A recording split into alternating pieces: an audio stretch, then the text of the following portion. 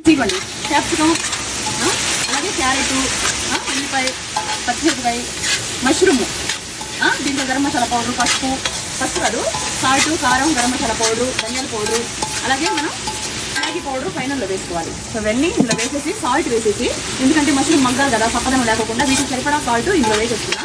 ఇదిగోండి ఉడికించుకొని వడగట్టేసి 2 పొంగులు వచ్చిన తర్వాత 2-3 పొంగులు వచ్చిన తర్వాత ఉడికిన తర్వాత వడగట్టుకొని చన్నీళ్ళు పోసి పెట్టాను అనమాట. ఇవన్నీ చన్నీళ్ళలో ఉన్నాయి. ఎందుకంటే ఇలా మీకు పెరపెరలాడుతూ ఉండాలి నూడిల్స్ అనుకున్నప్పుడు మీరు వాటర్ పోసి పెట్టుకోవాలి.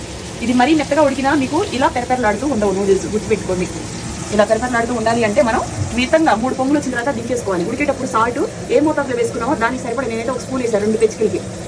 3 పొంగులు వచ్చిన తర్వాత తీసేసుకొని చన్నీళ్ళు పోసుకున్నాం. చన్నీళ్ళు పోసుకున్న తర్వాత ఇలా మనం వేసేసుకోవాలి.